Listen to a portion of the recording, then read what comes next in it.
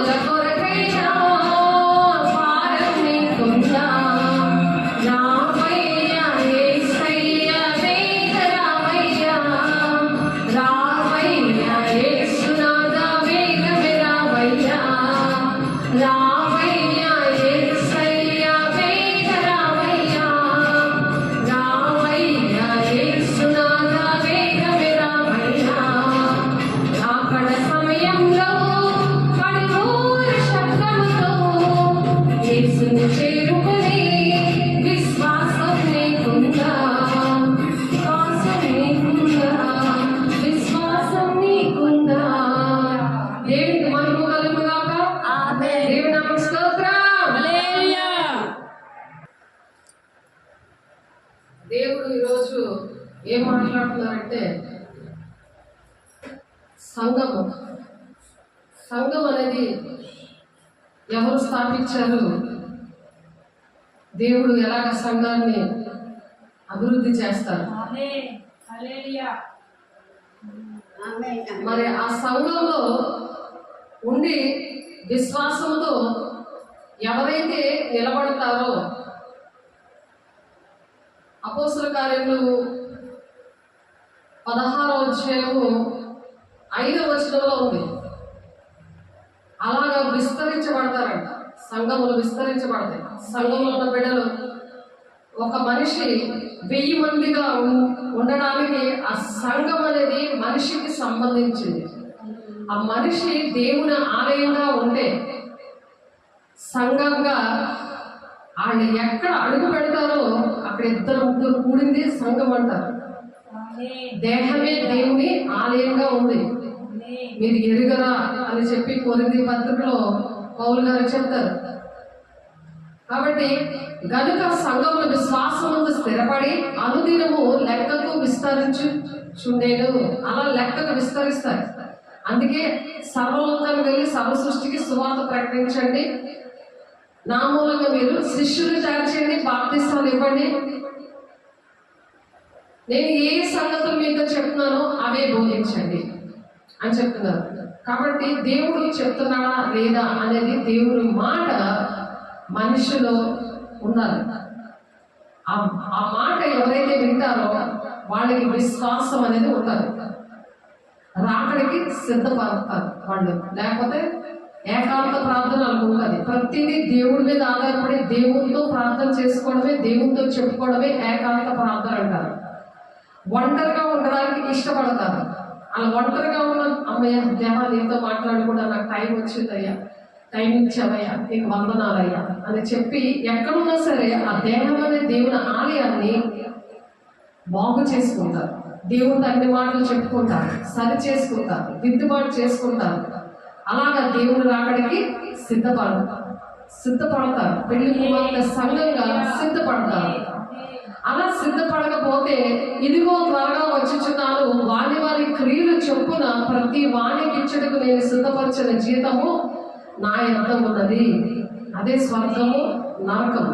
మంచి వాళ్ళకి జీవ కిరీటం, నీతి కిరీటం, మహిమ కిరీటం, ఆయన నామాన్ని ప్రకటన చేయడానికి దేవుడు మనకి, ఆయన గుర్తు చేసుకోవడానికి ఆయన మన కోసం ప్రాణం పెట్టాడు, ఆయన మన కోసం గాయపరచబడ్డాడు, ఆయన రిక్తుడిగా వచ్చాడు. మనము ధనవంతులుగా ఉండాలని, మనము చక్కగా ఉండాలని, మనము దేవుని రాజ్యంలో యుగాలు దేవునితో ఉండాలని దేవుడు ఆశపడ్డాడు. అందుకని ఆయన మన పాపం నుండి, శాపం నుండి విడిపించాడు. విడిపించి ఆయన మరి 2వ రాకడలో ఆయన రాబోతున్నాడు. ఆయన సిద్ధపరచడానికి నీకు ఆయన వస్తున్నాడు. నువ్వు సిద్ధంగా ఉన్నావా అని దేవుడు మనల్ని అడుగుతున్నాడు. సంఘము అనే మనిషి కరెక్ట్గా ఉండాలి. క్రీస్తు అనే బండ మీద కట్టబడాలి అని పేతురుతో దేవుడు మాట్లాడారు. నీ మీద నేను సంఘాన్ని కడతాను అని. ఎక్కడికి వెళ్ళినా ఆ 2-3 మాట్లాడుకుంటున్నప్పుడు దేవుడు వాళ్ళ పరిశుద్ధాత్మ దేవుడిని మాట్లాడతాడు.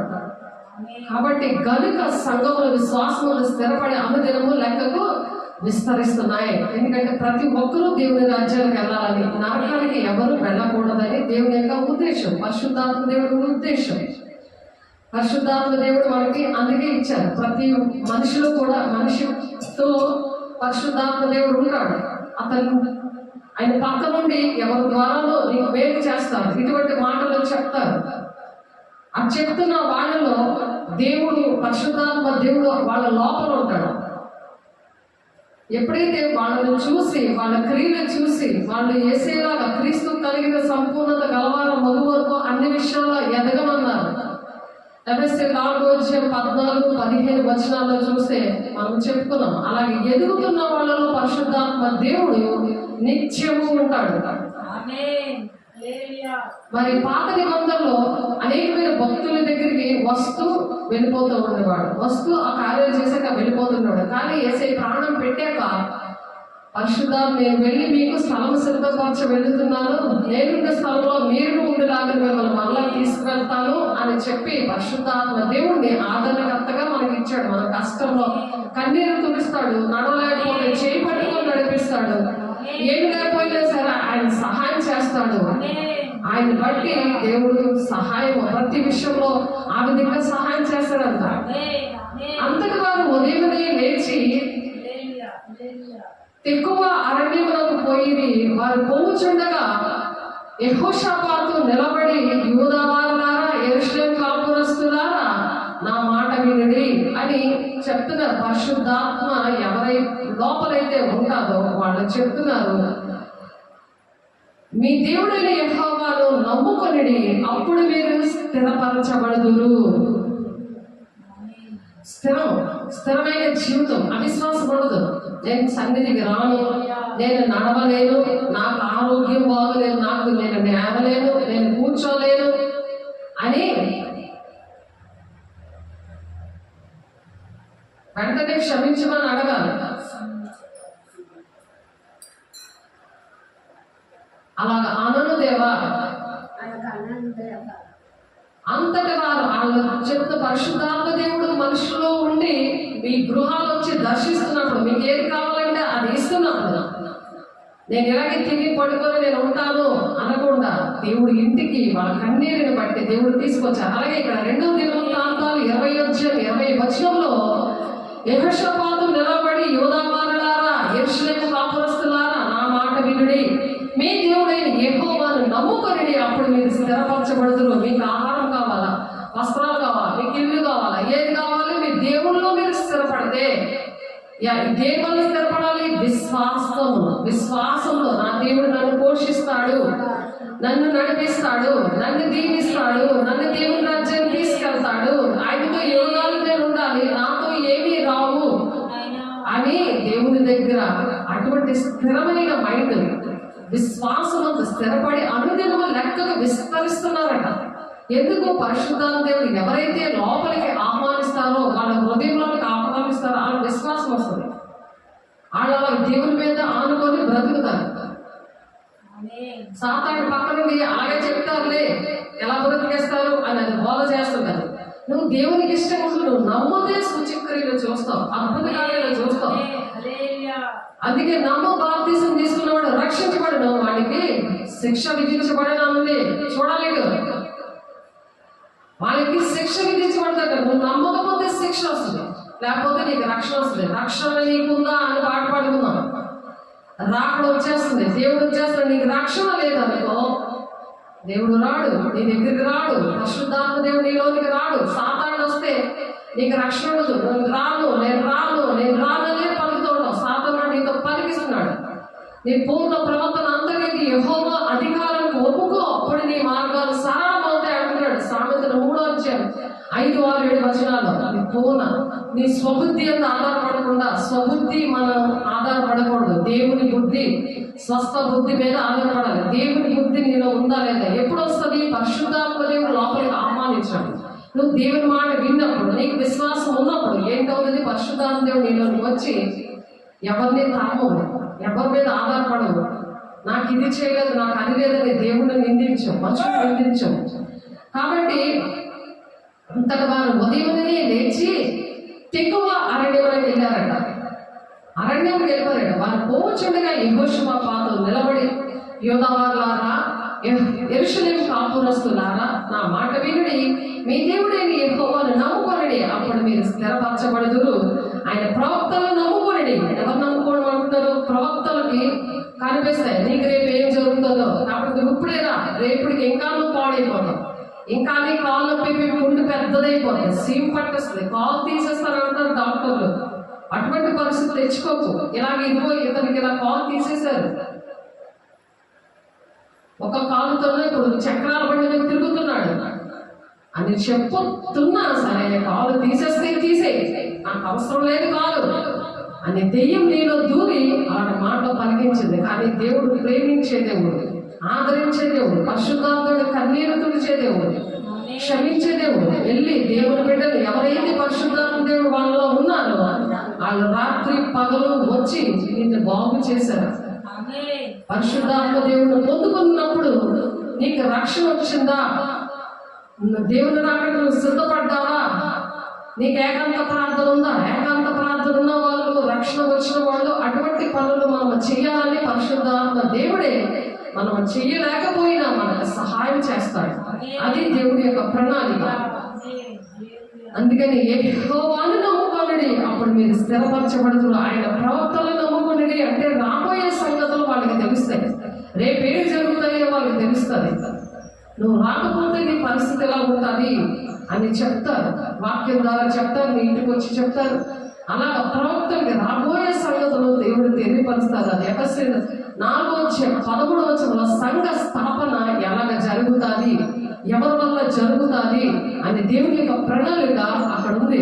దేవుడు అదే నాకు దర్శనం ఇచ్చి, దేవుడు నాకు అటువంటి విశ్వాసం ఇచ్చి నన్ను స్థిరపరిచి, దేవుడు అనేక మంది స్థిరపరచడానికి దేవుడు నన్ను ఇక్కడ నిలబెట్టాడు. దేవుడు నాకు స్తోత్రం. మేము దేవుడిని యెహోవాను నమ్ముకొనుడి, అప్పుడు మీరు స్థిరపరచబడుదురు. ఆయన ప్రవక్తలను నమ్ముకొనుడి, అప్పుడు మీరు కృతార్థులవుదురు అని చెప్తున్నాడు. అంటే కృతజ్ఞత మనము చెప్పగలం అన్నమాట. అలా చెప్తాము అని దేవుడు ఇక్కడ మాట్లాడుతున్నారు.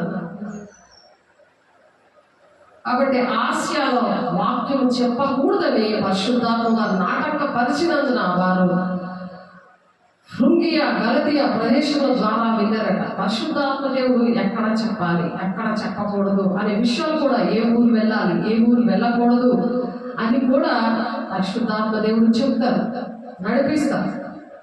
అలాగా పరిశుద్ధాత్మగా నాటకపరిచినందున వాళ్ళు హృంగియ గలతీయ ప్రదేశముల ద్వారా వెళ్ళిరి. ఆ ప్రదేశం ఆసియాలో వాక్యము చెప్పకూడదని పరిశుద్ధాత్మ దేవుడు చెప్పారు. అలాగే ఎక్కడ చెప్పాలో ఎక్కడ చెప్పకూడదు అది కూడా దేవుడు బోధిస్తారు. ఇశ్రాయేలు దేవుడని యెహోవా నామ ఘనత కొరకు ఒక మందిరమును కట్టింపవలని నా తండ్రి అయిన దావీదు మనోభిలాష గలవాడును. అయితే మరి ఇక్కడ యెహోవా దేవుడు, ఇశ్రాయేలు దేవుడని యెహోవా నామ ఘనత కొరకు ఒక మందిరము కట్టాలని ఆశపడ్డాడు. కానీ దావీదు ద్వారా కట్టబడలేదు, సొలొమోను ద్వారా కట్టించాడు దేవుడు. అది 2వ దినవృత్తాంతాల గ్రంథము 6:7-9 ఉంది. కాబట్టి పరిశుద్ధాత్మ దేవుడు మనిషిలో ఉంటే ఆయనే నడిపిస్తాడు. నువ్వు నీ పట్ల దేవుని యొక్క ప్రణాళిక, మన పట్ల ఈ ప్రణాళికలో ఆయనకి మన పూర్ణ ప్రవర్తన అంతకెందు దేవుని అధికారానికి ఒప్పుకుంటున్నావా లేదా? కళ్ళు ఎందుకు మోస్తున్నావు? కళ్ళు మోస్తాడు దేవుడు, సాతాడు. నిలబడి వినాలి, అప్పుడు నిలబడాలి.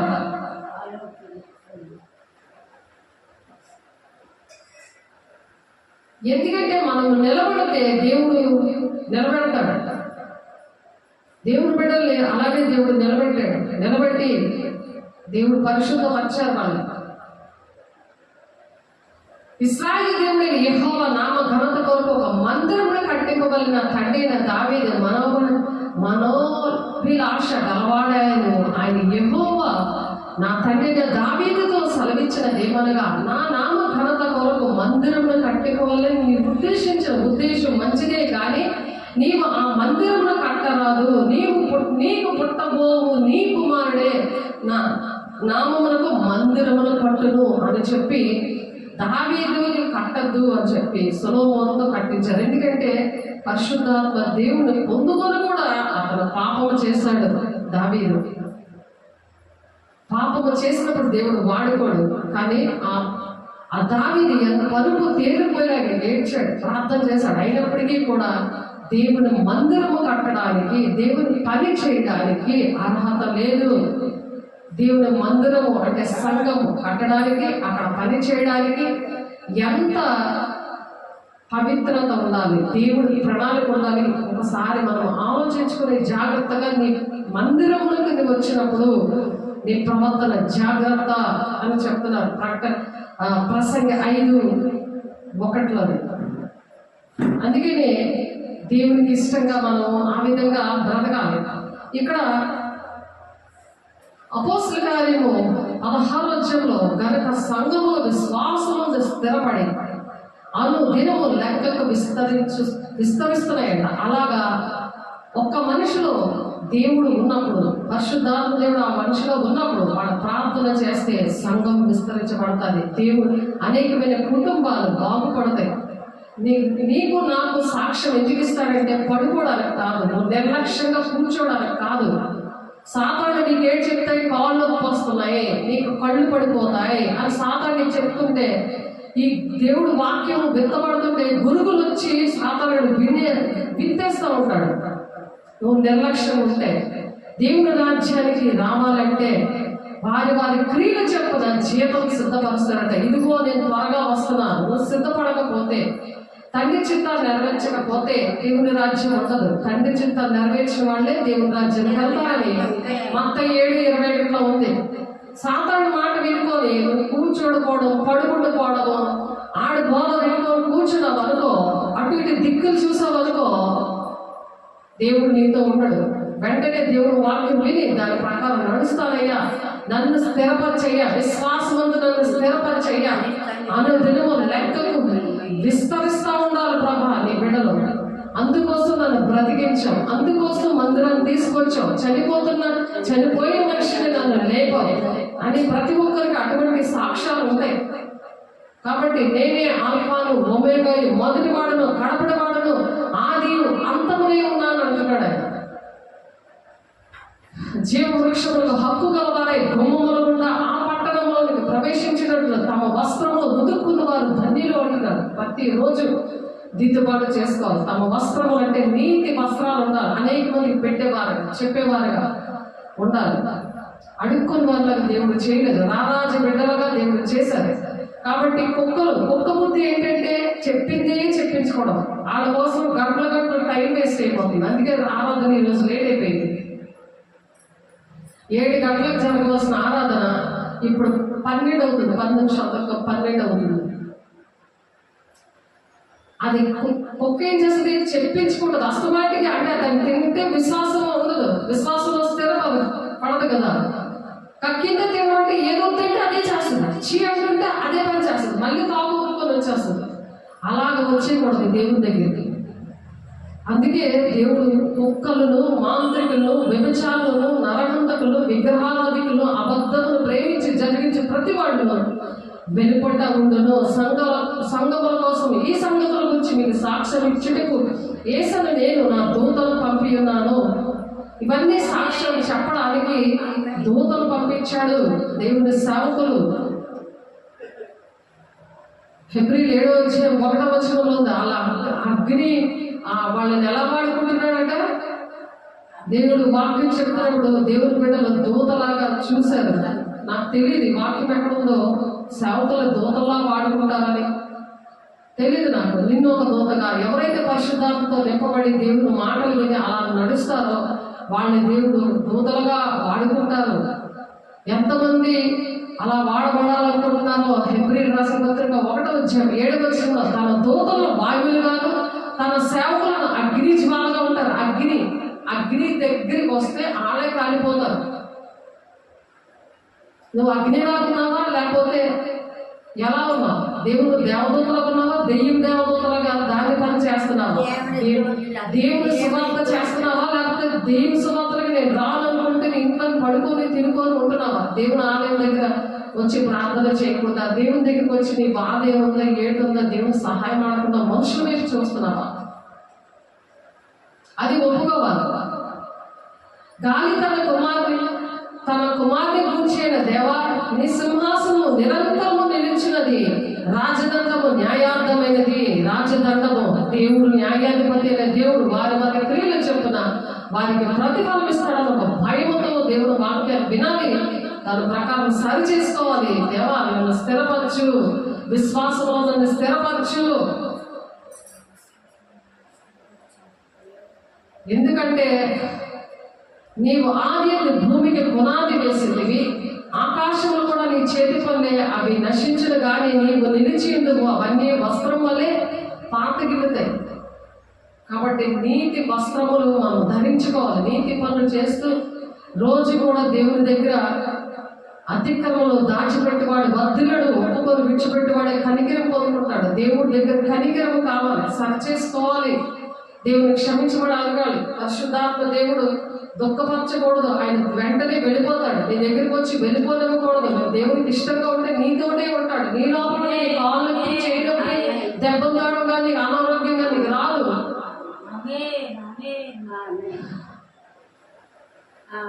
అందుకే దూతల్లాగా వాడబడాలి. తన దూతలు వాయువులుగాను తన సేవకులు అగ్ని జ్వాలుగాను చేసుకునేవాడు అని తన దూతల గురించి దేవుడు చెప్తున్నాడు. అలాగే 104 దావీదు భక్తుడు కూడా 4వ వచనంలో చెప్తున్నారు, వాయువులను తనకు దూతలుగాను అగ్ని జ్వాలగాను తనకు పరిచారకులుగాను ఆయన చేసుకుని ఉన్నాడు. నువ్వు దేవుని దూతగా ఉన్నావా, దెయ్యము దూతగా ఉన్నావా? దెయ్యము దూత ఏం చేస్తుందంటే దెయ్యానికే సపోర్ట్ చేసుకొని నేను రాను నాకు బాగలేదు, నేను నిలబడను, వర్షిప్లో నిలబడను, నా కాల్ పీకుతున్నాయి అంటది. వర్షిప్లో నిలబడకపోతే సాతాను నిన్ను అలాగా చెప్తా ఉంటాడు. కాబట్టి వర్షిప్లో నిలబడాలి, నిలబడి చేతులెత్తి క్షమించమనాలి, దేవుని దగ్గర అడగాలి. వాయువులు తనకు దూతలుగాను అగ్ని జ్వాలగాను తనకు పరిచారకులుగాను ఆయన చేసుకొని ఉన్నాడు. సాతాను దూతగా నేను ఉంటాను, దేవుని దూతగా నేను ఉంటాను. ఆయన పరిచారకులుగా దేవుడు వాడుకుంటాడట. ఆయన పరిచర్య చేయాలి. రక్షణ పొందుకున్న తర్వాత దాని మారు మనసు తగిన ఫలాలు ఫలించాలి. లేకపోతే చెట్టు గొడ్డల దగ్గర ఉన్నదాన్ని దేవుడు వార్నింగ్ ఇస్తున్నాడు. సేవకులు దేవా ఈ సంవత్సరం ఉండని వాళ్ళని బతికించి ప్రభా, మాట వినట్లేదు, వాళ్ళకి మేము చెప్తానయ్యా అని ఎంతకని కన్నీరు కాలుస్తారు, ఎంతకని చెప్తారు. అందుకనే కుక్కలు దేవుని రాజ్యానికి వెళ్ళాలని ఫస్ట్ లిస్ట్ లో ఉంది. మాంత్రికులు మాటలు అయ్యే పేర్లు పెట్టుకొని ఆ పేరుతో పిలుచుకుంటున్నారు. ఎప్పుడు దాంట్లో ఆ మాటే వస్తుంది. ఆ మాంత్రికుల మీదే ఆధారపడిపోవడం. కుక్కలు మాంత్రికులు చూడండి, ఎప్పుడైతే ఆ పేరు నీ నోట్లోంచి వస్తుందో నువ్వు కుక్కలుగా తయారైపోతావు. అంటే చెప్పిందే చెప్పించుకోవడం, చేసిన తప్పే చేయడం, ఏది వద్దంటే అదే చేయడం. ఎక్కడైనా చేయనాలంటే వాళ్ళ ఇంటికి వెళ్ళాక అదే చేయడం, మంచం పట్టేయడం. దేవుని ఇంటికి దేవుని మాట ఆ రక్షణకి కావాల్సిన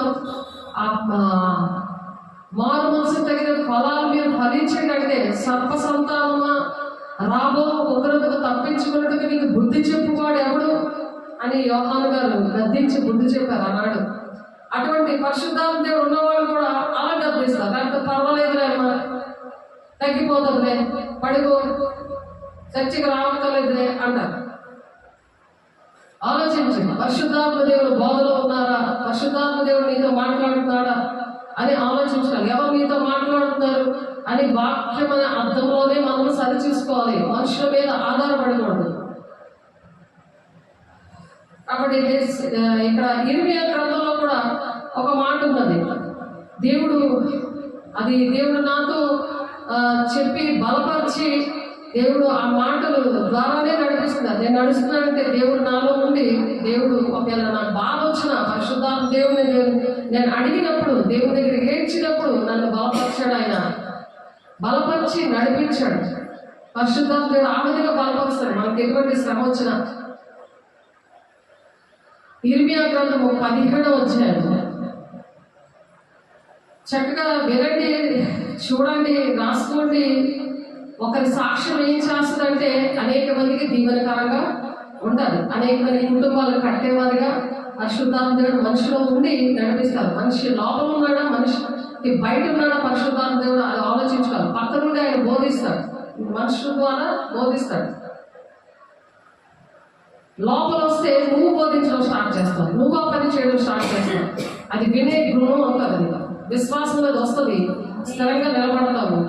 నిలబడి సంఘము విస్తరించేలాగా, దేశమంతా ఎవరు నశించుకోకుండా అందరూ కూడా దేవుని రాజ్యానికి వెళ్ళడానికి, ప్రతి ఒక్క కుటుంబము, సంఘాలు, దేశము సుఖశాంతుల్లో ఉండడానికి దేవుడు పరిశుద్ధాత్మ దేవుడు ఆయనే ఆధారమైనాడు. ఆయన్ని అప్పచెప్పి ఆయన వేసే ప్రాణం పెట్టి పరిశుద్ధాత్మ దేవుడిని మనకు అప్పగించాడు. ఆయన 1,00,000 మంది ఎక్కడున్నా సరే, ఏ ప్లేస్లో ఉన్నా సరే ఒకే టైంలో ఆయన పని చేస్తాడు పరిశుద్ధాత్మ దేవుడు. 17వ అధ్యాయము 16వ వచనం. ఈ విషయం చెప్పాను, మళ్ళీ దేవుడు చెప్పిస్తున్నారు. ఎందుకంటే మన సాక్ష్యం ఏంటంటే బలపరుస్తుంది, ప్రతి ఒక్కరిని బలపరుస్తుంది. నేను నిన్ను అనుసరించి కాపాడలే ఏమిటో మానలేదు. పరిశుద్ధాత్మ దేవుడితో సహవాసం చేస్తూ ఆయన మాటలు వింటూ ఎటువంటి శ్రమ వచ్చినా సరే ఓర్చుకుంటూ ఆయన మీద ఆధారపడి నన్ను నడిపించి ప్రభా, నన్ను పోషించు దేవా, నాకు ఇలా సహాయం చేస్తున్నావయ్యా, నీకు వందనాలయ్యా. ఆయన స్తుతియాగం అర్పించినప్పుడు పరిశుద్ధాత్మ దేవ నాలుగుకి రండి, ఆయన ఆరాధించినప్పుడు పరిశుద్ధాత్మ దేవుడు వస్తాడు. చేతులెత్తి ప్రమాణం చేస్తూ చేతులు నిలబడి దేవుడిని ఆరాధిస్తున్నప్పుడు, అటు ఇటు తిరుగుతూ ఆరాధిస్తున్నాడు, పరిశుద్ధాత్మ దేవుడు నీలో ఆవరిస్తాడు. అప్పుడు దేవుడిని అలా నిన్ను పరిశుద్ధాత్మ దేవుడు ఓదారుస్తాడు. నేను నిన్ను అనుసరించి కాపరి ఏమిటంటే నేను మానలేదు, నిన్ను వదిలేదు. నిన్ను కాపరి ఏం చేస్తాడు? గొర్రెల్ని కాస్తాడు, తోడేలు ఎత్తుకోకుండా. తోడేలు అనేది ఇంటిలో ఉంటుంది, నువ్వు జాబ్కి వెళ్తే ఉంటుంది, నువ్వు ఏ సంఘంలో ఉంటుంది, దేశంలో ఉంటుంది తోడేలు. అందుకే గొర్రెపిల్ల, మిమ్మల్ని తోడేలు మధ్యకి నేను గొర్రెపిల్లగా పంపిస్తున్నాను. కాబట్టి పావుల వలె వివేకంగా ఉండండి, పావురాల వలె నిష్కపటంగా ఉండండి అని చెప్తున్నారు. అలా నడవడానికి పరిశుద్ధాత్మ సహాయం చేస్తాడు. అందుకే ఆ కాపరి అయిన దేవుడు మనతో ఏం చెప్తున్నారంటే, నాతో చెప్పిన మాటలు మీతో కూడా చెప్తున్నారు. నేను నిన్ను అనుసరించి కాపరినే ఏమిటో మానలేదు, ఘోరమైన దినమును చూడవాలని నేను కోరలేదు. నీకే తెలియనది, నా నోట నుండి వచ్చిన మాట నీ సన్నిధిలో ఉన్నది అంటున్నాడు. నీ సన్నిధిలో ఉంది, నువ్వేమి చెప్పాలో, నీ బిడ్డలు ఎలా పోషించాలో, ఎలాగ వాక్యం చెప్పాలో, తగిన టైంలో బుద్ధిగల దాసుడెవడు అని మనం మొన్న వాక్యం చెప్పుకున్నాం. ఆయనకి ఏ వాక్యం చెప్పాలో ఆ వాక్యం ద్వారానే వాక్యమే దేవుడు వాళ్ళని బలపరుస్తాడు, విశ్వాసంలో స్థిరపరుస్తాడు. లెక్కకు మించేలాగా ఆ రోజుకి కూడా వాళ్ళ అనుదినము వర్ధిల్లుతూ ఉంటారు. అపోస్తలుల 16:5 ప్రకారం అలా వర్ధిల్లాలి అని దేవుడి మాటలు చెప్తున్నారు. నా నోట నుండి వచ్చిన మాట నీ సన్నిధిలో ఉన్నది. ఆమేన్. సన్నిధిలో దేవుడు సన్నిధిలో ఉంచారు కాబట్టి నువ్వు సన్నిధికి వచ్చినప్పుడు నిన్న ఆ విశ్వాసంలో నిన్ను స్థిరపరుస్తాడు. ఎటువంటి కష్టం వచ్చినా దేవుడు ఆదుకుంటాడు. పరిశుద్ధాత్మ దేవుడే నీలో ఉండి బలపరుస్తాడు. రెక్కల చాచి ఎగురుతో అలాగ పరిగణలో సమస్యలుగా నడిచిపోతాడు. ఆపత్కాలముందు నీవే నా ఆశ్రయము, ఆపత్కాలముందు నీవే ఆశ్రయం. నాకు అధైర్యము పుట్టింపకము. అధైర్యం వస్తుంది, నీకు అవిశ్వాసం వచ్చేస్తుంది. నాకు అధైర్యం పుట్టింపకము, నన్ను సిగ్గుపడనీయక నన్ను తరుము వారిని సిగ్గుపడనిమ్ము. నేను ఎవరైతే తరుముతున్నారో ఆ సాతానుడే సిగ్గుపడిపోతాడు. సాతాను పనులు చేస్తే సాతాను ఉంటాడు మనుషులు. నువ్వు సాతాను పని చేసావు, ఇప్పుడు అతను పంపించేసావు, అలా సాతాను పనులు చేస్తే నీలో సాతాను వస్తాడు. కాబట్టి నన్ను సిగ్గుపడనీయకము, నన్ను తరుము వారిని సిగ్గుపడనిమ్ము. ఎవరైతే నిన్ను తరుముతున్నారో వాళ్ళే సిగ్గుపడిపోతారు. తెలిసిందా? నేను వాక్యం వినకుండా, సన్నిధికి రానివ్వకుండా, నాకు ఇవి చేసి పెట్టి అవి చేసి పెట్టాను, ఫోన్లు చేసి అలా నిన్ను తరుముతున్నారు అనుకో, వాళ్ళు సిగ్గుపడిపోయేలాగా దేవుడు చేస్తాడు. వాళ్ళ పని చేయరు, వాళ్ళ దృష్టి నుండి పని చేయనివ్వరు. దేవుని బిడ్డలకి దేవుడు ఆ విధంగా కంచి వేస్తున్నాడు. కంచి వేస్తుంది. నేను నీకు కాపరిగా ఉండటం మానలేదు, నువ్వేం బాధపడకు అని చెప్తున్నారు. నన్ను సిగ్గుపడనీయక నన్ను తరుము వారిని సిగ్గుపడనేమో. ఇర్మియా గారు ఇక్కడ ప్రవచిస్తున్నారు. ఇర్మియా గారిలో ఉండి దేవుడు మాట్లాడుతున్నారు. ఎవరైతే తరుముతారో వాళ్ళు సిగ్గుపడుతూ నిలుస్తాడంటే. ఎందుకంటే ఆపత్కాలంలో దేవుడు ఎటువంటి ఆపద వచ్చినా, ఎవరిలో అయితే పరిశుద్ధాత్మ దేవుడు ఉండి వాళ్ళకి నీతి వస్త్రాలు ధరించుకోవడానికి ఇష్టపడతారు. నేను నిన్ను అనుసరించి కాపాడే ఉండడం మానలేదు అని నువ్వు ధైర్యంగా ఉంటావో అది విశ్వాసం. విశ్వాసం లేకపోతే దేవునికి ఇష్టడేమిట అసాధ్యం. ఎంత శ్రమ పడుతున్నా మరి ఎన్ని దేవుడు కార్యాలు చేస్తున్నా అవిశ్వాసంతో ఉన్న వారి వల్ల దేవుడు పరిశుద్ధాత్మ దేవుడు ఉన్నవాళ్ళు కూడా చాలా బాధపడతారు, అవిశ్వాసానికి పాలైపోతుంటారు. వెంటనే దేవుని దగ్గర మనం సరి చేసుకొని దేవుని శక్తిని పొందుకొని దేవుని ఆత్మను పొందుకొని దేవుని దగ్గర మోకరించినప్పుడు ఏకాంత ప్రార్థన చేసినప్పుడు వెంటనే దేవుడు నీ కాపరిగా ఉండడం నేను మానలేదు, నువ్వు ఘోరమైన దినాలు చూడాలని నేను కోరుకోవట్లేదు, నీకే తెలుసది, నా నోట నుండి వచ్చిన మాట నీ సన్నిధిలోనే ఉంది. సన్నిధి అంటే ఆలయం వస్తుంది. ఆలయంలో దేవుడి మాటలు విని మనం ఆ వాక్యాన్ని మనం నింపుకొని వెళ్తే ఆ దేవుని ఆలయం నీ ఇంట్లో వెళ్ళి మరి అక్కడ కూడా నీ సన్నిధి నీలో ఉండి అక్కడ దురాత్మ శక్తులన్నింటినీ విడుదలిస్తాడు. వాళ్ళను సిగ్గుపడేలాగా చేస్తాడట. అందుకనే అది ఆపదలుగా ఇంట్లో వాళ్ళు మరి సంఘంలోకి వెళ్ళా, నువ్వు దేశంలోకి వెళ్ళా, ఏ పని మీద వెళ్ళా ఆ పని జరగనివ్వకుండా నిన్ను బాధ పెడతా ఉంటే ఆపదగా నీకుందని అనుకుంటే దేవుడు మనతో ఓదారుస్తూ పరిశుద్ధాత్మ మాట్లాడుతున్నారు. ఆపత్కాలంలో నీవైన ఆశ్రయము నాకు అధైర్యము పుట్టింపకము, నన్ను సిగ్గుపడక నన్ను తరుము వారిని సిగ్గుపడనేమో, నన్ను దిగులు పడనీయక వారిని దిగులు పడనేమో. వాళ్ళు దిగులు పడతారు. ఎవరైతే నేను తరుగుతున్నారో వాళ్ళు దిగులు పెట్టుకుంటారు, వాళ్ళకి దిగులు వచ్చేస్తుంటది, వాళ్ళకి బాధ వస్తుంటది. నువ్వు మాత్రం ధైర్యంగా ఉంటావు, నా దేవుడు కాపరిగా ఉండడం మానలేదే, గవర్నమెంట్ దినాలని నేను చూడాలని నా దేవుడు అనుకోవట్లేదే అని ఒక విశ్వాసంలో నువ్వు స్థిరపడతావు. లెక్కకి విస్తరిస్తారట సంఘం. సంఘం అంటే ఒక మనిషి, ఆ మనిషికి కాపరిగా ఉన్నాడు అని అంటే ఆ మనిషి వెళ్ళి దేవుడు మాటలు ప్రకటించాలి. దేవుడు మనకి ఆపదలో ఉన్నప్పుడు ఎలా ఆదుకున్నాడో, ఎలాగా అనారోగ్యం నుండి విడుదలిచ్చాడో, ఎలాగా ఆర్థిక ఇబ్బందుల నుండి విడుదలిచ్చాడో, చనిపోయిన నన్ను బ్రతికించాడు, ఎన్ని ప్రమాదాల నుండి నన్ను విడిపించాడు అనే విశ్వాసంలో స్థిరంగా ఉంచుతాడు. అలా ఉంచడానికే నేను నిన్ను అనుసరించి కాపాడే ఉండడం మానలేదమ్మా అని అంటున్నాడు. నిన్ను అలా దీవిస్తాను అంటున్నాడు.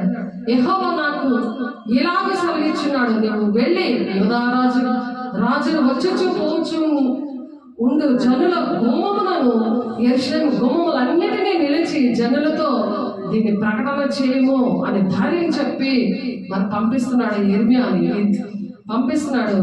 యూదా రాజులారా, యూదా వారులారా, యెరూషలేము వాసులారా, ఈ గుమ్మములో ప్రవేశించి సమస్తమైన వారులారా యెహోవా మాట వినుడి అని వింటావు, ఇంకొకరు వినమని చెప్తావు. అలాగ పరిశుద్ధాత్మ దేవుడు మన లోపల ఉండి మాట్లాడతాడు అనమాట. లేకపోతే నేను రాలేను, నాకు టైం లేదు, నా రాజ్యాన్ని కట్టుకోవాలి, నా ఇంట్లో పనులు చేసుకోవాలి, నాకు నా పిల్లల పెళ్లిళ్ళు అవ్వలేదు, నాకు పోషణ లేదు, నాకు జాబ్ లేదు, ఇటువంటివన్నీ కూడా ఆ దుష్టుడు శరీర సంబంధమైన నియమము ఏర్పడి చేస్తుంది. రోమ 8:17 ఉంటది. నేను ఏదైతే చేయకూడదు అనుకుంటున్నానో అది చేస్తున్నానంటే నాలో పాప మరణముల నియమం ఉంది, ఇంటి మరణం నుండి నన్ను ఎవడు విడిపిస్తాడంటే రోమ 8:2 జీవమిచ్చే ఆత్మ యొక్క నియమము పాప మరణముల నియమం నుండి నేను విడిపిస్తాది. అదే పరిశుద్ధాత్మ దేవుడు ఎటువంటి పరిస్థితులు నన్ను దేవుడు మాటలు ప్రకటించడానికి అలా వాడబడతారంట. ఎందుకంటే గర్భంలో రూపించబడక ముందే దేవుడు ఎంచుకున్నాడు. అది కారణం. గర్భంలో రూపించబడిన అప్పుడే దేవుడు ఎంచుకున్నాడు, నా బిడ్డలుగా వాడబడాలి అని చెప్పి. యెహోవా నాకు ప్రత్యక్షమై ఇలాగ సెలవిచ్చెను, గర్భంలో నేను రూపింపక మునిపే నిన్ను ఎరిగితిని, నీవు గర్భం నుండి బయట పడక మునిపే నేను నిన్ను ప్రతిష్ఠించి తిని జనములకు ప్రవక్తగా నిన్ను నియమించాను అని చెప్పాడు దేవుడు. నా కోసం నీకు రాబోయే సంగతులు తెలుస్తాయి. ఎప్పుడైతే పరిశుద్ధాత్మ దేవుడు ఆ గురించి నువ్వు తెలుసుకొని పరిశుద్ధాత్మ దేవుడిని ఆహ్వానిస్తావు, దేవుడు నిన్ను గర్భంలో రూపించుకున్నాడని అర్థమవుతుంది. నేను పాపంలో పుట్టిన పాపం నుండి శాపం నుండి విడిపించడానికి మానవాళి రక్షణ కోసం పరిశుద్ధాత్మ దేవుడు మరి ఈ మాటలు మీతో చెప్తున్నాను. యేసే సిలువ మీద ప్రాణం పెట్టారు. పరిశుద్ధాత్మ దేవుడు మనతో ఉండడానికి ఆదరణకర్తగా ఆయన మనకి పెట్టారనమాట.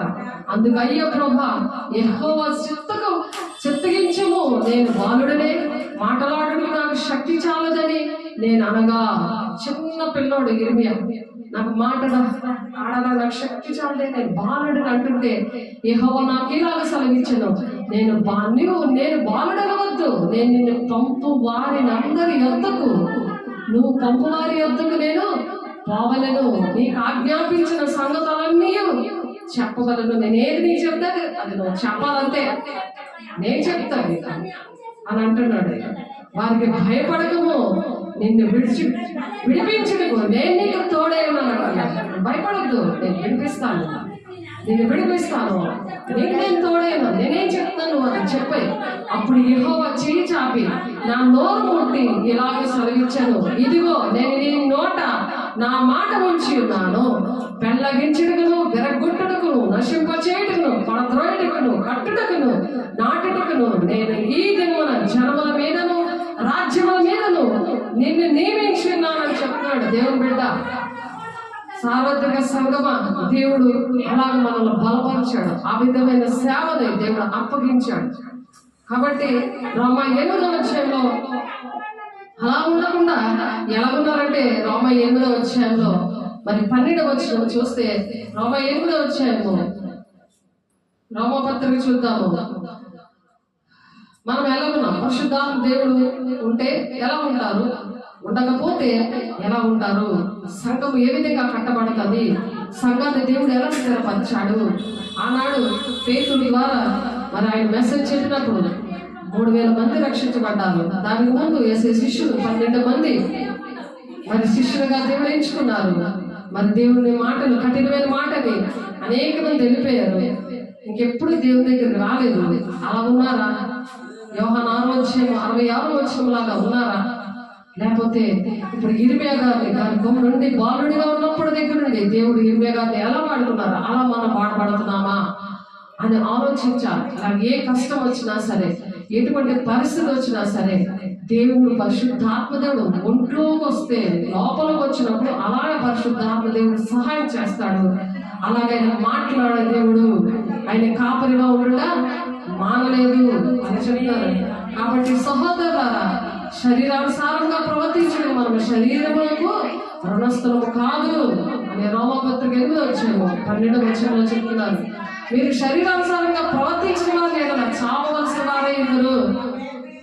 శరీరానుసారంగా నువ్వు ఏదైనా ఆలోచించావనుకో, చావు వస్తుంది, మరణం ఏర్పడి చేస్తుంది. దేవుని ఆత్మ చేత ఎందరూ నడిపించబడుదురో వారందరూ దేవుని కుమారులే ఉండరు. ఎలాగా మరలా భయపడదు, మీరు దాసత్వాత్మను పొందలేదు కానీ దత్తపుత్ర ఆత్మను పొందితిరి. ఆత్మ కలిగిన వారమే మనం అబ్బా తండ్రిని మొరపెట్టుచున్నాము, మనము దేవుని పిల్లలమని ఆత్మ తానే మన ఆత్మతో కూడా సాక్ష్యం ఇస్తున్నాడు. నువ్వు దేవుని బిడ్డవే, నేను ఉన్నాను, నీ తోడున్నాను, నేను నడిపిస్తాను అని చెప్తున్నాడు కదా.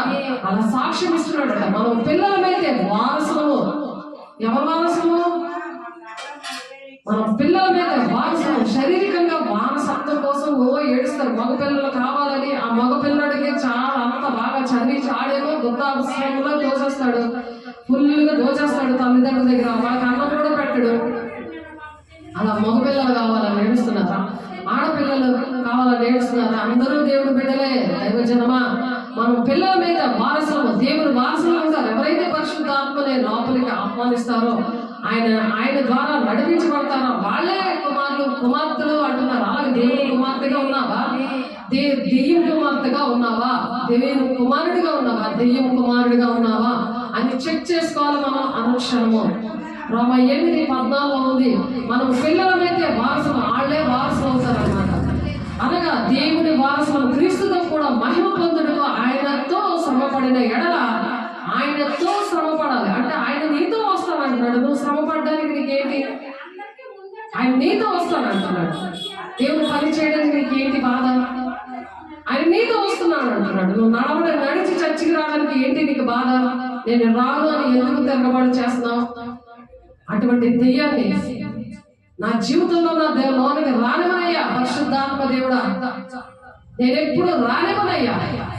నేను రాను అన్న మాట అననయ్యా అని అనుక్షణమో చెప్పాలి. ఆ దెయ్యం దగ్గర ఉంటే ఇప్పటికి చనిపోయింది, ఇప్పటికి చనిపోయేదండి. నన్ను బ్రతికించి నాతో మాట్లాడుతున్నావు, నన్ను ప్రేమించి నా కోసం ప్రాణం పెట్టి నాతో మాట్లాడుతున్నా దేవా. అలాగే నేను నీ వారసురాలుగా ఉంటాను, వారసులుగా ఉంటాను. క్రీస్తుతో కూడా మహిమ పొందుడు. ఆయనతో శ్రమ పడినే కదా, ఆయనతో శ్రమ పడాలి, నువ్వు శ్రమ పడాలి. ఆయన నడుస్తున్నాడు నీకు. ఆయన ఆకాశం ఆయన భూమి, సింహాసనం ఆయన పాదపీఠము. ఆయన వచ్చి నేను నడిపిస్తానంటే అహంకారంతో తిరగబడుతున్నావు. నేనున్నాను, నేనేం చెప్తున్నా నాకు నువ్వు చెప్పండి. నువ్వు చెప్పడానికి పిరిగిదానిలాగా భయపడిపోతున్నావు, పిరికోళ్ళలాగా భయపడిపోతున్నావు. నేను బ్రతికించిన విషయం నువ్వు చెప్పలేకపోతున్నావు. నీ నోరు రావట్లేదు. ఎందుకంటే నోరు ముట్టాడు దేవుడు.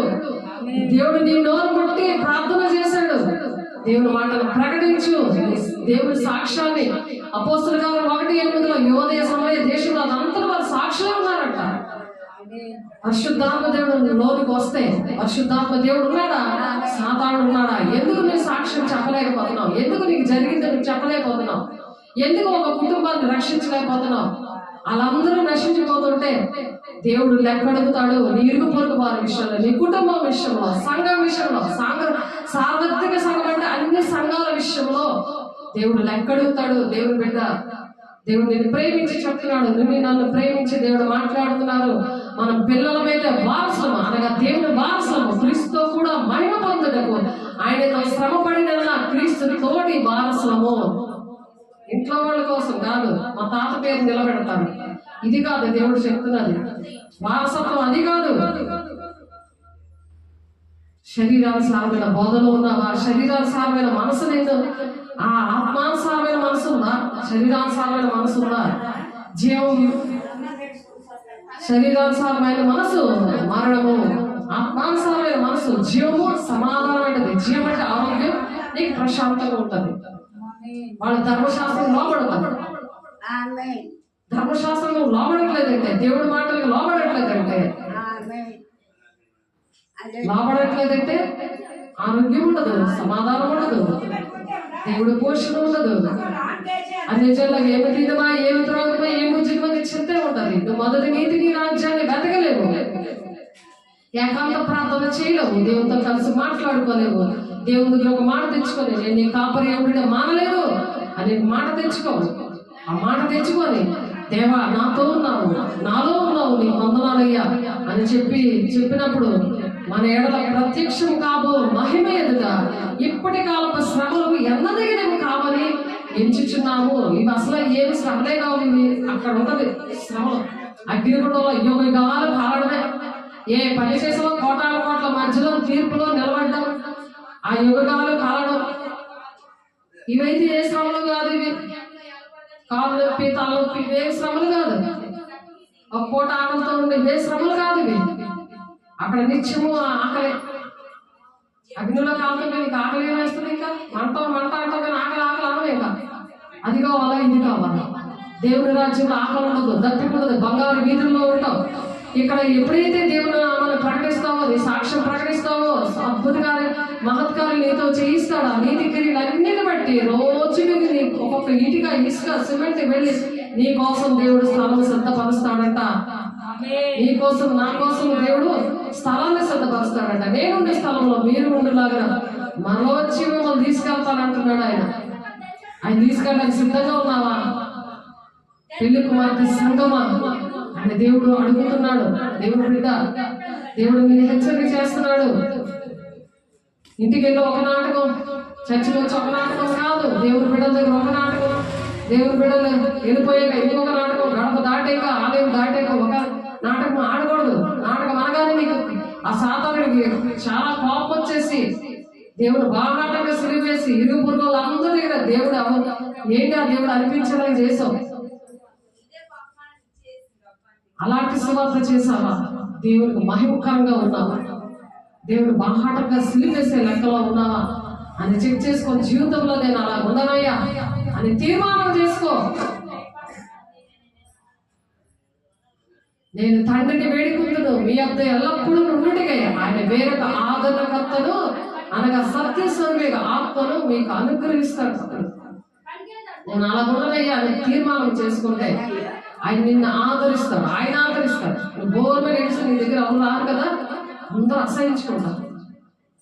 ఇల్లంతా కంపు, ఏ పని చేయదు, ఎప్పుడు ఏడిపోయి, ఎప్పుడు ఈ గోల, ఎప్పుడు దేవుడు బ్రతికించాడు. అయినా సరే ఇలాగా అని అన్ని జనులు నీ కోసం సాక్ష్యం చెప్తాను, దేవుడు ఎంత దక్కబడుతున్నాడు. నేను తండ్రిని వేడుకుందును. ఎవరు వేడుకోవాలి? తండ్రిని వేడుకోవాలి. మీ అద్ద ఎల్లప్పుడూ నుండుటకై ఆయన వేరొక ఆదరణకర్తను అనగా సత్యస్వరూప ఆత్మ మీకు అనుగ్రహిస్తాను అని యేసే ప్రాణం పెట్టి వెళ్ళిపోతుంది. నేను తండ్రి అయిన దేవా, ఇదిగో ఆదరణకర్తని దేవుని బిడ్డల విషయంలో ఈ ప్రజల కోసం ఆదరణకర్తని ఇవ్వండి. లోకం ఆయన చూడదు, ఆయన ఎరుగుదు కనుక ఆయన పొందలేదు. లోకానుసారం ఉంటే ఆయన ఇప్పటికీ పొందుకోలేదు పరిశుద్ధాత్మ దేవుణ్ణి. లోకం ఆయన ఎరుగదు, ఆయన చూడదు, ఆయన ఎరుగుదు కనుక ఆయన పొందలేదు. మీరు ఆయన ఎరుగుదురు. ఆయన మీతో కూడా నివసించదు, మీలో ఉండదుడు. మీతో నివసిస్తున్నాడు. మీలో ఉన్నప్పుడు నీకు ఆవిడ బాధే ఉండదు.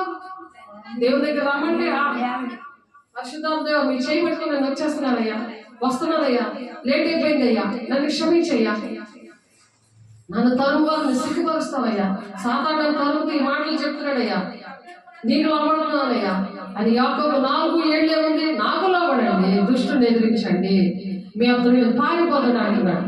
అలా పారిపోతాడంట. ఆ దుష్టుడు అలా పారిపోతాడు అంటున్నాడు. మిమ్మల్ని అనాథలుగా విడువను, మీ అద్దకు వద్దును, కొంతకాలమైన తర్వాత లోకములను మరి ఎన్నడను చూడదు అంటున్నాడు. అంటే పరిశుద్ధాత్మ దేవుడిని లోకం మరి అన్నడే చూడదు. పరిశుద్ధాత్మ దేవుడిని మీరు ఆహ్వానిస్తే, మనం ఆహ్వానిస్తే మనల్ని అనాథలుగా విడిచిపెడు. నాకు ఎవరు లేరు, నేను ఎలా తినాలి, నన్ను ఎవలా పోషిస్తావు, నా దేవుడు 3 పూటలు కూడా నాకు తిండి ఏడవు. మేము అనాథలుగా విడవను, మీ అద్దకు వస్తాను అంటున్నాడు. పరిశుద్ధాత్మ దేవుడు ఆహ్వానించాలి. మిమ్మల్ని అనాథలుగా విడవను, మీ అద్దకు వస్తాను, అంతకాలమైన తర్వాత లోకములను మరి ఎన్నడూ చూడదు. పరిశుద్ధాత్మ దేవుడు వెళ్ళిపోతాడు. అప్పుడు ఎక్కడ ఉంటాం? అయితే మీరు నన్ను చూతురు, నేను జీవించుచున్నాను కనుక మీరును జీవితురు అంటే దేవుడిని చూస్తాం. అప్పుడు పరిశుద్ధాత్మ దేవుడు ఇక్కడ పెళ్లి కుమార్తె సంఘాన్ని తీసుకొని వెళ్ళిపోయాక పరిశుద్ధాత్మ దేవుడు మనల్ని తీసుకొని వెళ్ళిపోయాక దేవుని రాజ్యంలో ఉంటాం. అందుకే మీరు నన్ను చూస్తారు, మీరు నన్ను చూస్తారంటున్నాడు ఆయన. దేవుడు మనల్ని చూసేవారిగా ఉంటాం. అలా దేవుడు మన దేవుడితో మనం ఉంటామంటున్నాం. నేను తండ్రి ఎందుకు వీడు నా ఎందుకు నేను మీ ఎందుకు ఉన్నామని ఆ దినమున మీరు ఎరుగుదురు. అప్పుడు తెలుసుది, ఆహా దేవుడు తోడే ఉన్నాడు, పరిశుద్ధాత్మ సహాయం ఇచ్చారు. ఇప్పుడు దేవుడితో మనం ఉన్నాం, తండ్రితో మనం ఉన్నాం, యేసయ్యతో మనం ఉన్నాం అని అంటారు. అందుకనే నా ఆజ్ఞలను అంగీకరించి వాటిని గైకొనవాడే నన్ను ప్రేమించేవాడు. ఆయన మాటలు, ఆయన ఆజ్ఞలు ఎవరైతే గైకొంటారో నన్ను ప్రేమించేవాడు నా తండ్రి వల్ల ప్రేమింపబడను, నేను వాడిని ప్రేమించి వానికి నన్ను కనపరుచుకుందును. అప్పుడు దేవుడు ఎప్పుడైతే మనం ప్రేమించి దేవుని మాటలు వింటామో అలాగా దేవుడు అంట మనల్ని ప్రేమిస్తాడు, ఆదరిస్తాడు. ఆయన ప్రతి కన్నీరుని తుడుస్తాడు అని దేవుడు ఈ మాటలు చెప్తున్నారు. అందుకే యేసు ఏమంటున్నాడు, నేనే మార్గమును సత్యమును జీవమును, నా ద్వారానే తప్ప ఎవడునో తండ్రి వద్దకు రాడు. మనం తండ్రి వద్దకు రావాలంటే తండ్రి దేవుడికి ప్రార్థన చేయాలి. పరిశుద్ధాత్మ దేవుడు మనకు సహాయంగా ఇచ్చారు. కుమారుడు ఆయన ప్రాణం పెట్టడానికి మన కోసం, మన మానవాళి రక్షణ కోసం అందరూ కూడా రక్షించబడాలని ఆయన ఆశ కలిగి ఉన్నాడు. కాబట్టి ఇక్కడ అపోస్తలుల కార్యము 8వ అధ్యాయంలో ఆ దేవుని మాటలు మరి బలపరచడానికి దేవుడు ఇదొక మాట చెప్పి గురించేసుకున్నాము. 8వ అధ్యాయములోనే కొన్ని మాటలునే శరీర స్వభావం గలవారు దేవుని సంతోషపరచలేరు. శరీర స్వభావం గలవారు దేవుని సంతోష పెట్టలేరు. ఈ శరీరం కోసమే ఆలోచించుకోవడం, శరీరం ఎలా ఆలోచించబడుతుందో ఆలోచించుకున్న వాళ్ళు దేవుని సంతోష పెట్టలేరు. ఏ ఆత్మ దేవునాత్మ ఉందా, శరీరానుసారంగా మనం ప్రవర్తిస్తున్నామా, ఆత్మానుసారంగా ప్రవర్తిస్తున్నామా అని బాగా తెలుసుకోవాలి. దేవునాత్మ మీలో నివసించుచున్న ఎడల ఆత్మస్వభావం గలవారే కానీ శరీర స్వభావం గలవారు కారు. ఎవడైనా క్రీస్తు ఆత్మ లేనివాడైతే నా వాడు కాదు. అందుకే నీకు నాకు సంబంధం లేదు అని అంటారు చాలా మంది. దేవుని మాట వినకపోతే నీకు నాకు సంబంధం లేదు అని అనేస్తారు. క్రీస్తు మీలో ఉన్న ఎడల మీ శరీరం పాప విషయమే మృతమైనది కానీ మీ ఆత్మ నీతి విషయం జీవం గలది అయి ఉన్నది. దేవుని ఆత్మకే మీరు బ్రతికి వాళ్ళకి దానికి వస్తారు, లేకపోతే చనిపోయినట్టు లెక్క. దేవునికి పనికిరాని వాళ్ళు ఎవరు చనిపోయినట్టు లెక్కలో వస్తారు.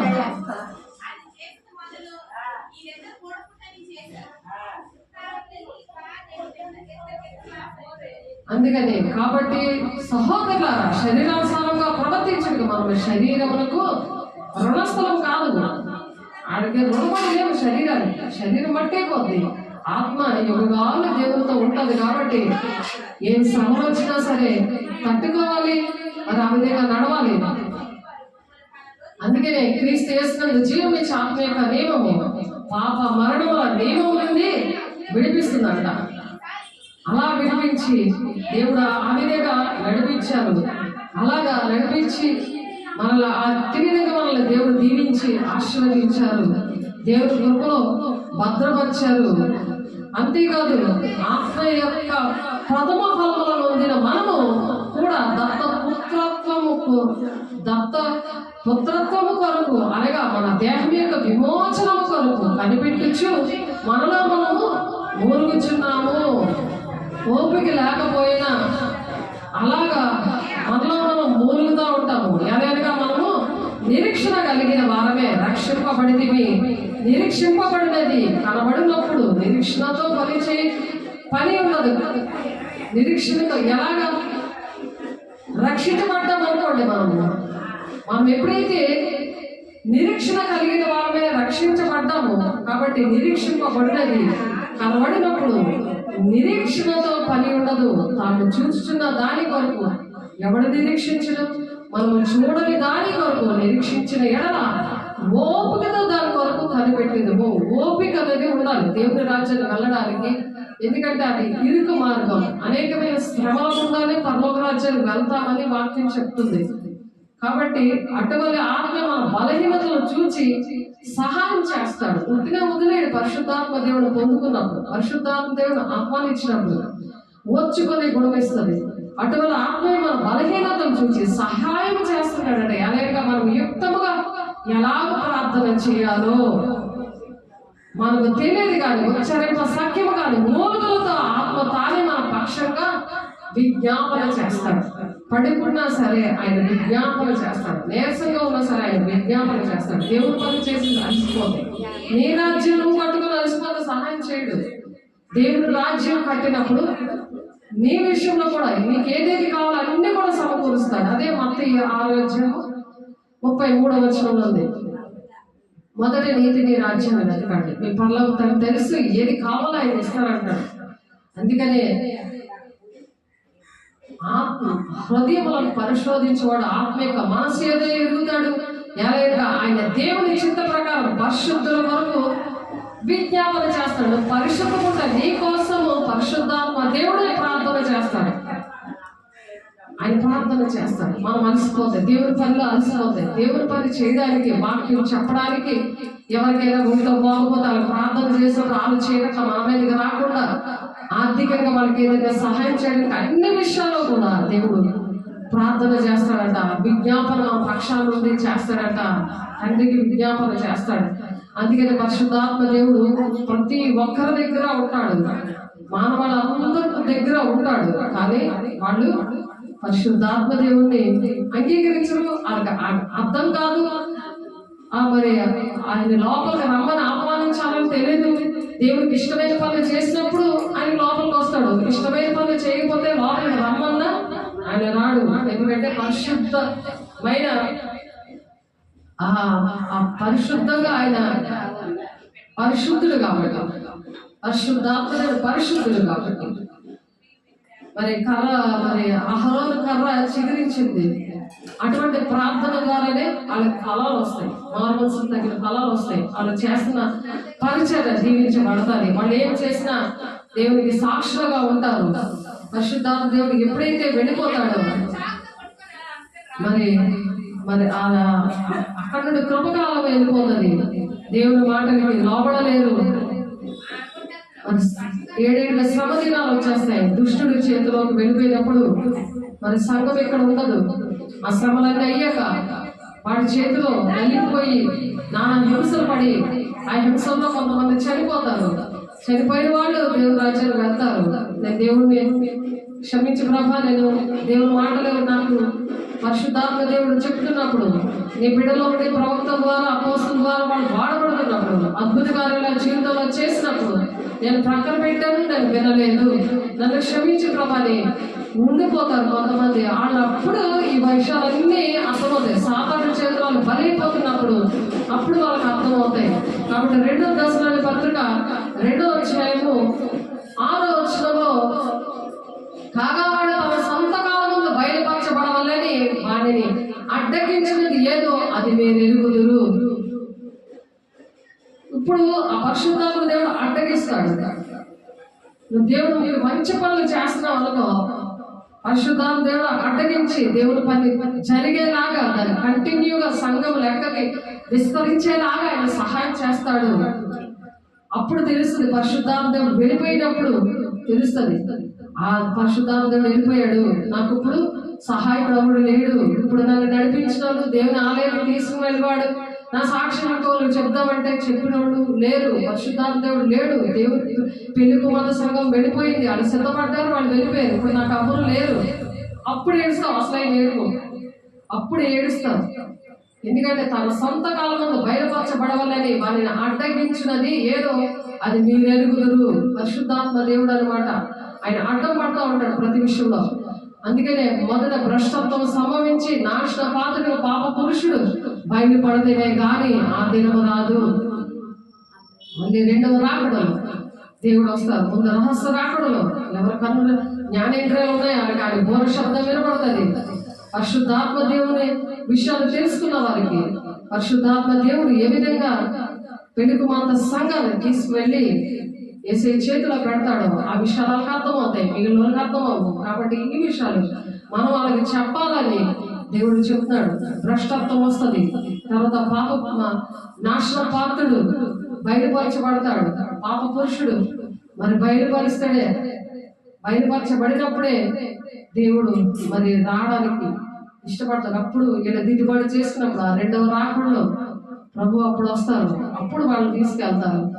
అప్పటికి కూడా ఎవరైతే అంగీకరించట్లేదో వాళ్ళని దేవుడు అవన్నీ కూడా మనం చెప్తున్నాము. స్వర్గానికి వెళ్తారు, కొంతమంది నరకానికి వెళ్ళిపోతారు. ఎవరంటే దుర్నీతిని పుట్టించి సమస్త మోసంతో నశించున్న వారిలో సాతాను కనపరిచే బలమును అనుసరిస్తూ ఉంటారు కదా, వాళ్ళు సత్యమును నమ్మక దుర్నీతి అంటే అభిలాష గలవారు శిక్షావిధి పొందుటకే అబద్ధమును నమ్మునట్లు మోసము చేసే శక్తిని దేవుడు వారికి పంపించేస్తాడు. వాళ్ళు మోసం చేస్తూ ఉంటారు. మోసం చేసే శక్తి ఎవరైతే పరిశుద్ధాత్మ దేవుడు లేకుండా పరిశుద్ధాత్మ దేవుడు ఉంటే సహాయం చేస్తాడు. ఇప్పుడు 7 సముద్రాల పరిశుద్ధాత్మ దేవుడు ఉండడు, అప్పుడు మోసపుచ్చే శక్తి వాళ్ళకి వస్తుంది. వచ్చినప్పుడు ప్రతి ఒక్కరిని మోసం చేసడానికి వాళ్ళందరూ ప్రయత్నిస్తూ ఉంటారు.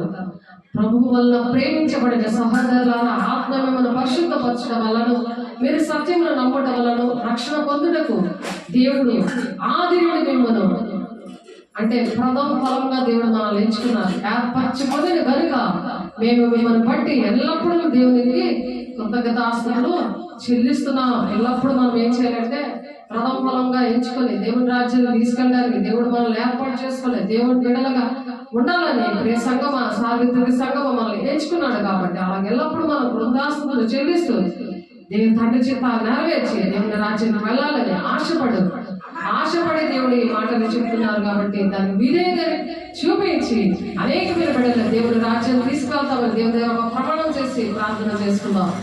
పరిశుద్ధుడ, ప్రేమగల దేవ, అభిషక్తుల, మహాగరుడ, మహోన్నతుల, సర్వశక్తివంతుల అయా సంఘం అంటే పరిశుద్ధ ఆత్మ దేవుడు ఏ విధంగా సంఘాన్ని అయా మనిషిని ఏ విధంగా అయా నడిపిస్తాడో అయా ప్రతి ఒక్క విషయాలు నాయన మాకు బోధించారు, ఆయన నడిపించారయ్యా. మీకే వందనాలు. రాకడికి నువ్వు రక్షణ పొందుకున్నావా? సిద్ధంగా ఉన్నావా? ఏకాంత ప్రార్థన నీకుందా? దేవుడితో నీకు సహవాసం ఉందా? నన్ను మాట్లాడేవా? నీతో సహవాసం కలిగి మేము ఉంటామయ్యా, రక్షణ కలిగి మేము ఉంటామయ్యా తండ్రి. నేను అనుక్షణ మా రక్షణ అంతవరకు మేము కాపాడుకుంటామయ్యా. అయ్యా ప్రతి పరిస్థితుల నుండి అయ్యా మా బిడ్డల్ని మమ్మల్ని క్షమించండి, కనికరించండి, కృప చూపించండి. సామాజిక సంఘాన్ని ప్రతి ఒక్క కుటుంబాన్ని మా దేశాన్ని మీ బలమైన హస్తాల్లో పెడుతుంది. మీకు కోట్లాది వందనాలు స్తోత్రాలు చెల్లిస్తూ యేసే పరిశుద్ధ నామములో బ్రతిమలాడి వేడుకుంటున్నాం తండ్రి. ఆమేన్. తండ్రి యొక్క దీవెన, కుమారుని యొక్క కృప, పరిశుద్ధాత్మ యొక్క నిత్య సహవాసం సకలోక పరిశుద్ధులకు మరి నా తండ్రి నేను ఎవరైతే విన్నారో దాని ప్రకారం నడుస్తున్న ప్రతి ఒక్క బిడ్డకి నాయన యేసునామములో మరి నాయన ఎవరైతే నశించిపోతున్నారో వారికి నాయన దిద్దుబాటు కుమరించి మరి నాయన తండ్రి చిత్తాన్ని నెరవేర్చే వారిగా తీర్మానం చేసుకోవడానికి మీరు సహాయం చేస్తున్న ప్రతి ఒక్క బిడ్డకి సదాకాలము తోడేంటి నడిపించడు కాక. ఆమేన్. దేవుని నామమున వందనాలు. దేవుడు మిమ్మల్ని దీవించును గాక. God bless you.